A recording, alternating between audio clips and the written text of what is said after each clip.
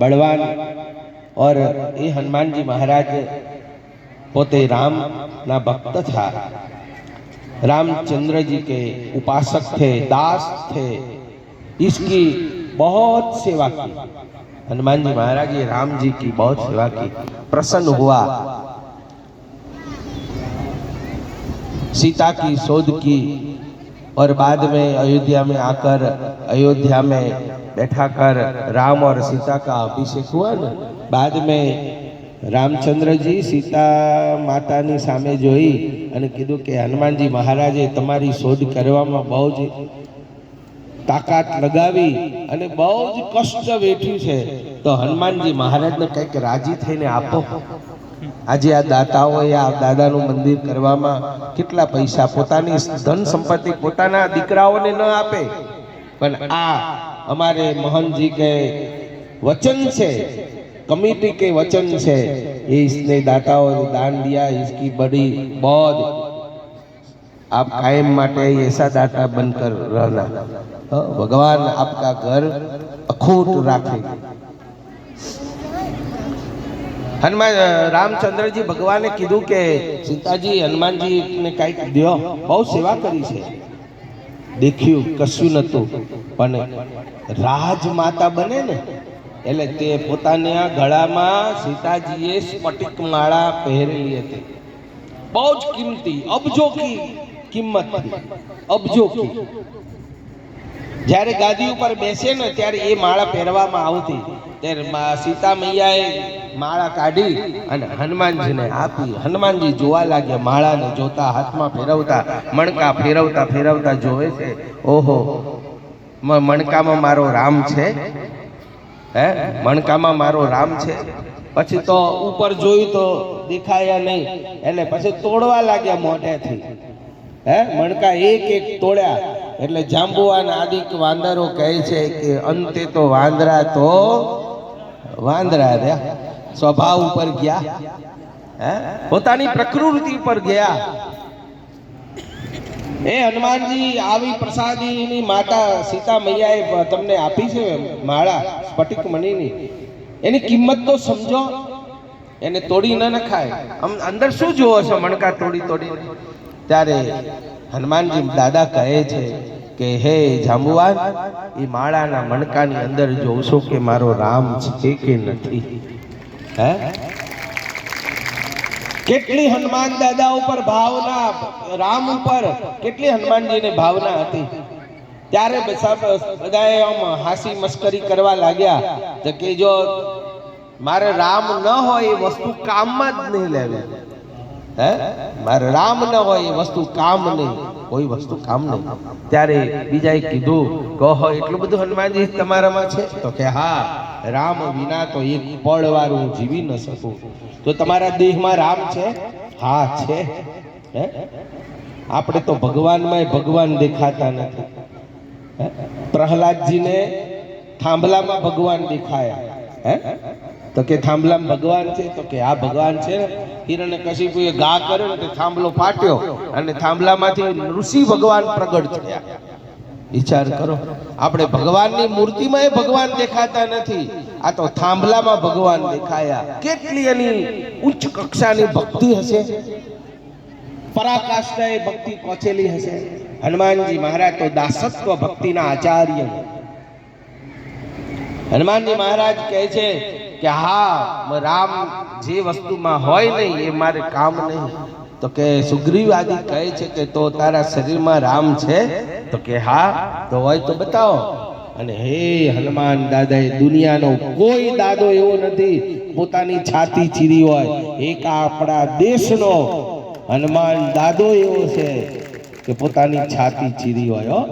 આપણી છાતીઓ પગને તો બધા ચીરે છે, પણ ડોક્ટરો ચીરે હે ને સર્જરી કરવા, એમાં શું નીકળે? કઈ ના નીકળે। આ તો હનુમાનજી મહારાજે પોતાની છાતી ચીરી અને સીતા રામના દર્શન કરાયા। સિયા રામમય सब जग जानी, करऊ प्रणाम जोरे जुग पानी।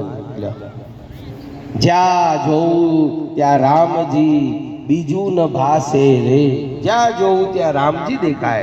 બીજું મને કશું દેખાય નહીં.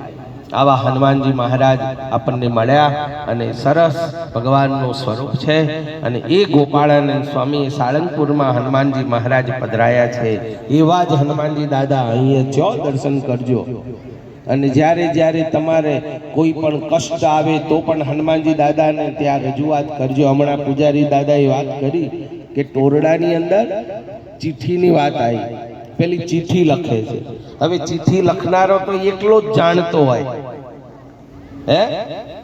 એ મારે છોકરાને સંબંધ થતો નથી, તો હે ગોપાળાનંદ સ્વામી તમને પ્રાર્થના કરીએ છીએ તે છોકરાનું કાંઈક થાય, ક્યાંય ટીંગાય, ક્યાંય સંબંધ થાય.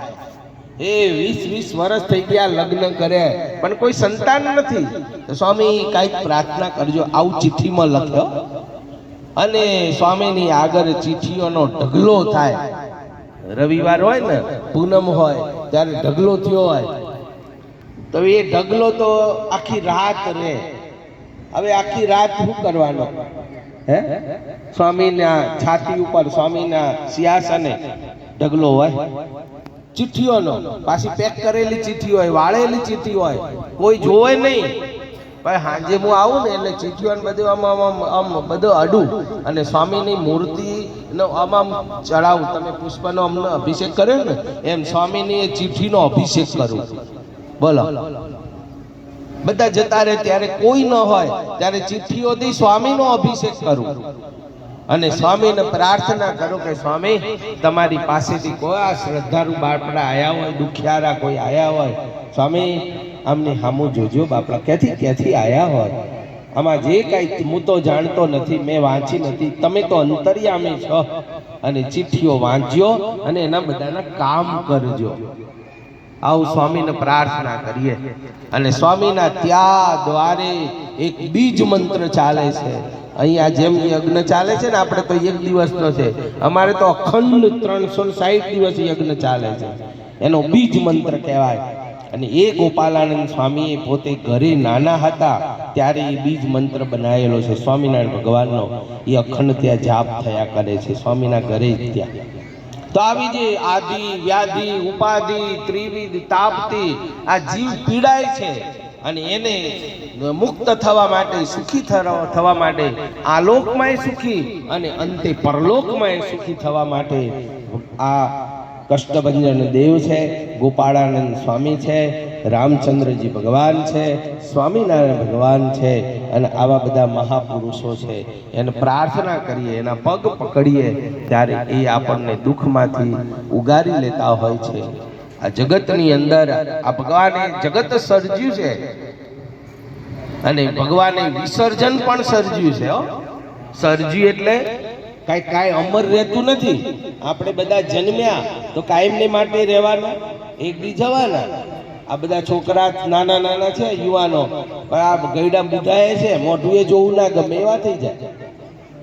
પેલા અમારા સંતો વાત કરે છે ને કે એક ડોશીમાં આયા અને મેળો ભરે ને, મેળામાં ગયા. 80 વર્ષના માજી હતા અને મેળામાં ગયા ને મેળામાં દર્પણ લેવા, દર્પણના બધા હોય ને લારીઓ, એટલે દર્પણ વાળાને કહે કે એક દર્પણ જોયું, બીજું જોયું, ત્રીજું જોયું, આમ જોવો, પેલા કે આ નથી સારું, પેલું નથી સારું, પેલું નથી સારું. તો પેલા દર્પણ વાળા દુકાન વાળાને કે ભલા મારે તારો દર્પણ તો હાવ બગડી ગયા. શું કહે માજી 80 વર્ષના, તારા દર્પણ તો સાવ બગડી ગયા છે. તો કે કેમ માજી? મારા દર્પણ તો બગડ્યા નથી. તો કે ના, હું આજથી 50 વર્ષ પહેલા, 60 વર્ષ પહેલા આજ લારીએ, આજ દુકાને તારી જગ્યાએ તારો બાપ બેહતો હતો અને હું દર્પણ લેવા આવતી ને મેળામાં આવતી હતી ત્યારે તો મને દર્પણ બહુ સરસ લાગતું હતું. એમાં દર્પણમાં મારો ચહેરો બહુ સરસ યુવાન લાગતો હતો. પણ માજી દર્પણ ખરાબ નથી. હવે તમે તમારી કેટલા વર્ષ પહેલા આવતો હતો? તો કે 60-70 વર્ષ પહેલા આવતી હતી. તમારી ઉંમર કેટલી થઈ? તો કે 80 વર્ષ. અરે માજી તમારું ડાચું ફરી ગયું. મારી દુકાન નથી ફરી ગઈ. હવે તમે ગઈઢા થઈ ગયા, આંખે દેખાય નહીં, મોઢામાં દાંત નથી, કશું સંભળાતું નથી, પગે ચલાતું નથી અંગમ ગલિતમ પલિતમ મુંડમ દશન વિહીનમ જાતમ તુંડમ, હે આવું બધી શંકરાચાર્યએ વાત કરી છે. આવું બધું છે. હવે તો ઉપર જવાની આશા રાખો, મોઢું જોવાની આશા ના રાખશો દર્પણમાં. એ કઈ યુવાની પાછી આવવાની નથી. હે ગયા એના કોઈ સમાચાર નથી રે, કોઈનું નથી રે, કોઈનું નથી રે. એટલે આ જગતમાં આયા સારા કાર્ય કરવા, ભગવાનની સેવા કરવી, સત્પુરુષોની વાતો સાંભળવી, અને આવા ધર્મ કાર્ય થતા હોય ને તો દાન પુણ્ય કરવા. અને આપણી સદલક્ષ્મી આવા ધર્મ કાર્યની અર્થે વપરાય, એ જ સાચી સદલક્ષ્મી છે. બાકી તો ભોગ વિલાસમાં ક્યાંય ઉડી જાય, કઈ નક્કી નહીં. તો વિશેષ કરી બહુ જ આનંદ આવ્યો. અહીંયા તમારા બધાનો ભક્તિ ભાવ જોઈ અને ખૂબ આનંદ આવ્યો. ગોપાળાનંદ સ્વામીને અમે પ્રાર્થના કરીશું તમારા બધાને મનોકામના પૂરા કરે અને દાદાની ખૂબ પ્રગતિ થાય. સ્વામી અહીંયા અખંડ બિરાજમાન છો ગોપાળાનંદ સ્વામી. હા, અને ખૂબ ભગવાનના ચરણમાં પ્રાર્થના કરીએ. સ્વામીનું પણ પ્રાર્થના, તમે પણ ટોળા બધા આવજો દર્શન કરવા ગોપાળાનંદ સ્વામીના. અને અમારા જેવા થઈ જવું હોય તો ચિંતા નહીં.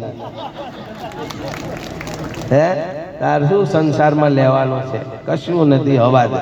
હે સંસારમાં તો હાય હોય છે, હે કશું નહીં. ભગવાનનું ભજન થાય, સત્સંગ થાય તો જેને કોઈની ઈચ્છા હોય તો ખાલી જ છે જગ્યા.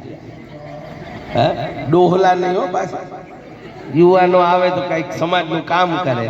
સાચું ને બાપુ? તો વિશેષ કરી ભગવાનના ચરણમાં પ્રાર્થના કરીએ. અને કનબામાં આવી અને આજે સરસ મજાનો બહુ આનંદ આવ્યો. અને તમારા બધાનો ભાવ ભક્તિ અને જે સમર્પણ જોયું અને જે અહીંયા વાતાવરણ જોયું, બહુ આનંદ આવ્યો. અને જમવાનું તૈયાર થઈ ગયું છે. 4 વાગ્યા. ભૂખે બિલાડા બોલે છે. હે સવારે નાસ્તો કરી દો. ભૂખ્યા જ છે ને? બપોરે નહીં જમ્યા ને? બપોરે જમાડ્યા, નાસ્તો જ કરે. નાસ્તો તો નાસ્તો જ. હવે ભૂખ્યા થયા બધા. 4 વાગ્યા એમ તૈયાર જ છે. હા, પણ બહુ પડાપડી કરતા નહીં, શાંતિથી મર્યાદાથી. હો, શિસ્તબંધ.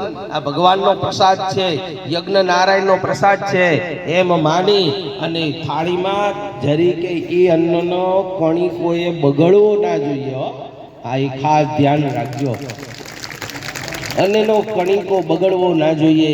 અન્ન સમા પ્રાણ કીધા શાસ્ત્રમાં. હે એટલે એ આપણા અન્ન છે ને, એ તો આપણો પ્રાણ છે. એટલા માટે એનો બગાડ ન થવો જોઈએ. જોઈએ એટલું લેવાનું. બીજી વખત લેજો, ત્રીજી વખત લેજો. આ અહીંયા જ નહીં હો, ઘરે આવું રાખજો. પાછા ઘેરે આ જ પ્રવૃત્તિ કરવાની. ઘરે માય બનાવ્યું એટલે બધું થાળી નાખી નહીં દેવાનું. હે પછી કે જાય કે નાખી દે ગટરમાં. ના ના, એવું ના કરતા. એ અપરાધ થાય છે. હો, જોવે એટલું જ લેવાનું. બીજી વખત લેજો અને ભગવાનનો પ્રસાદ જાણી અને ભોજન કરજો. વિશેષ કરી ઠાકોરજીના ચરણમાં પ્રાર્થના કરીએ. અહીંયા જે દાનવીર દાતાઓએ સેવા કરી છે એની ઉપર ગોપાળાનંદ સ્વામી અને હનુમાનજી મહારાજ ખૂબ બળ બુદ્ધિ ને શક્તિ આપે. આવી સેવા કરવાની ખૂબ બળ આપે. અને તમે બધાને નાની મોટી સેવા જેને કરીએ, તન મન ધનથી યથાશક્તિ જેને સેવા કરી હોય એની ઉપર પણ પરમાત્મા ખૂબ રાજી થાય. એટલું કહી મારી વાણીને વિરામ. જય સ્વામિનારાયણ. શ્રી રામચંદ્ર ભગવાનની જય. કષ્ટભંજન દેવની જય.